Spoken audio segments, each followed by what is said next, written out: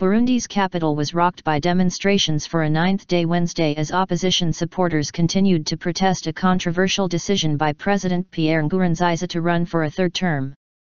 More than a dozen people were injured after protesters erected roadway barricades and set tires on fire in neighborhoods throughout Bujumbura, the Burundi Red Cross said Wednesday. In the Kinondo neighborhood of the capital, police fired shots into the air to disperse demonstrators who had been staging a sit-in.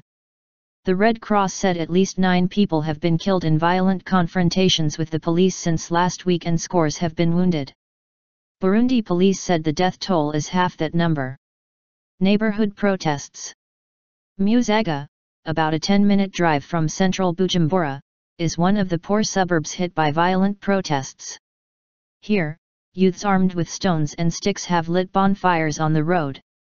Some of them surge when they see VOA reporters approach, demanding identities. The protesters' leader is a suspicious man, especially as tensions are running high. He says the protesters are blocking the road so police and the ruling party's youth wing, the Imbonerakure, cannot access their neighborhood. Imbonerakure, we have all chased them away from here, they are not here, he says. These youths work with the government, and they are militias. The situation is the same Wednesday morning. One of the protesters says, for safety, they are inspecting vehicles and visitors. Civilians are allowed to pass, but we check their cars if they are carrying criminals. We are doing so because they can bring in criminals, police, and weapons. That's why we are checking all these vehicles, the protester from Musaga says. On Wednesday in Kanahasha, another neighborhood, protesters and youths supporting President Nkurunziza attacked each other. Nkurunziza supporters say the protesters attacked their party office and broke windows. When a VOA reporter visited the area, there was a heavy presence of both police and the army in the streets. Youth group accusations.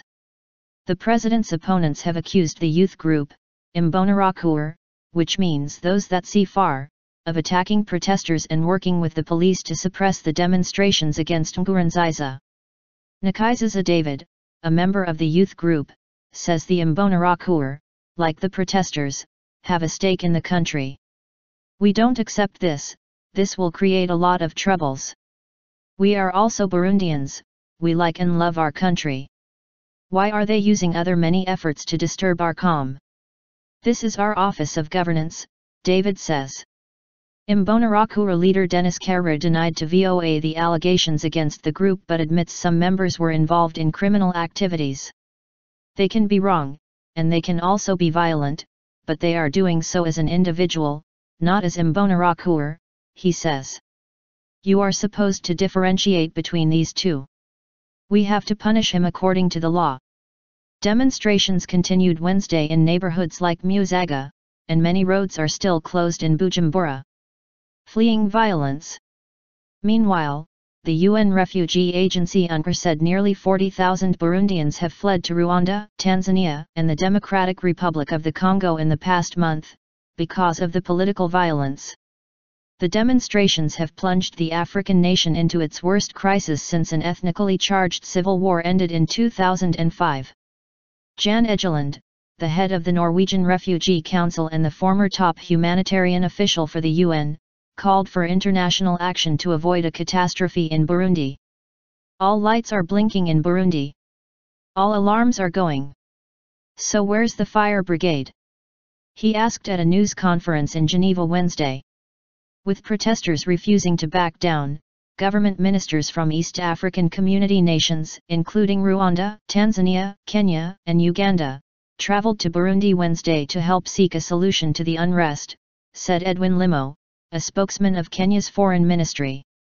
On Tuesday, Burundi's constitutional court had validated Nkurunziza's bid for a third term, but the deputy president of the court, who fled to Rwanda ahead of the ruling, called it unconstitutional. Opposition leader Jean Minani said Wednesday that the ruling had not come as a surprise to him as it just showed that the constitutional court was under the control of the ruling party, CNDD-FDD.